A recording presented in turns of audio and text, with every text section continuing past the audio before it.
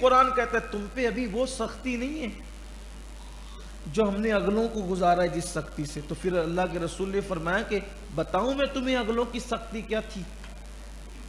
کہ ان کو آرے سے چیر دیا جاتا تھا. جو امت محمدیہ سے پہلی امتیں گزری ہے اللہ نے ان کو کیسے آزمایا کہ ان کو آرے سے چیر دیا جاتا تھا اور لوہے کی کنگھی سے ان کو چھیل دیا جاتا تھا. ایسی شدت سے ان کو آزمایا گیا. لیکن اتنی شدت کے باوجود بھی وہ اپنے مذہب سے دور نہیں، وہ اپنے دین سے دور نہیں. اب بتاؤ جب صحابہ کو جو امتحان دینے والے مکی دور میں جو تھے ان سے کہا جا رہا ہے کہ وہ سختی تم پر نہیں آئی ہے، اور یہ مت سمجھنا کہ ایمان لانے کے بعد سیدھے جنت میں چلے جاؤ گے اور اللہ تمہیں نہیں آزمائے گا. ان حالات میں ہمیں یہ آیت بہت حوصلہ دیتی ہے. اس کا مطلب اہل ایمان کو ہمیشہ آزمایا جائے گا. تمہیں مارا جائے گا، پیٹا جائے گا، آگ میں ڈالا جائے گا، گھسیٹا جائے گا، تم پہ ظلم ہوگی، ظلم ہوں گے، زیادتی ہوگی. دنیا بھر میں دیکھ لو. لیکن ڈرنا نہیں ہے آپ کو، اس لیے کہ اللہ کی مدد پہلے زینے پر نہیں آتی.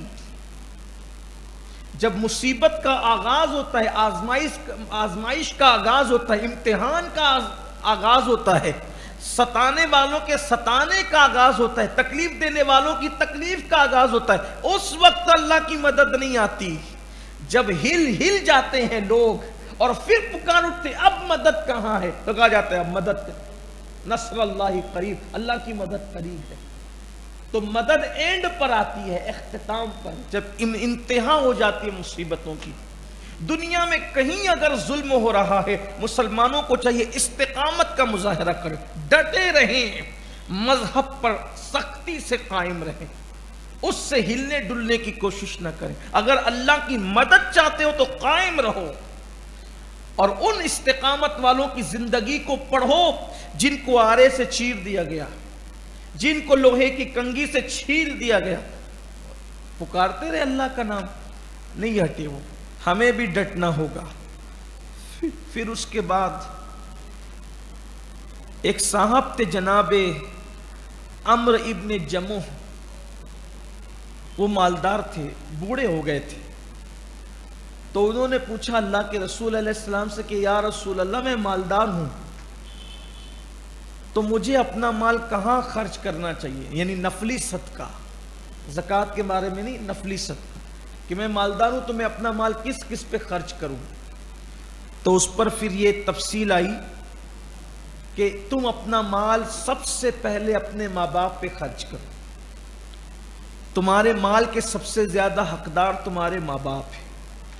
آغاز کیا ماں باپ سے، یعنی کہیں پر بھی خرچ کرنے کا وہ ثواب نہیں ملتا جو ماں باپ پہ خرچ کرنے کا ثواب ملتا ہے.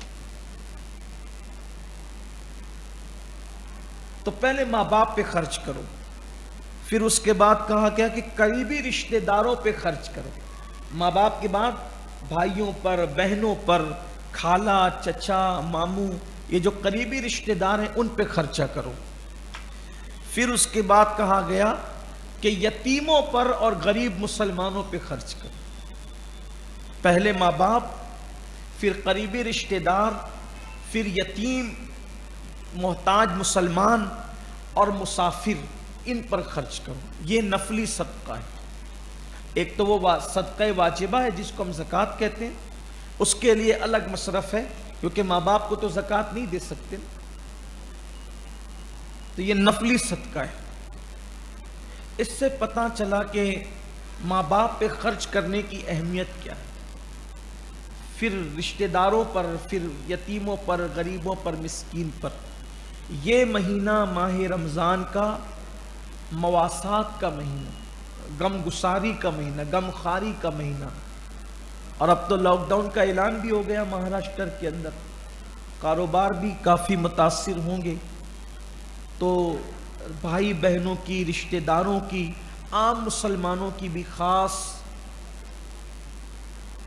ہمیں ان پہ توجہ رکھنا چاہیے، ان کا خیال کرنا چاہیے.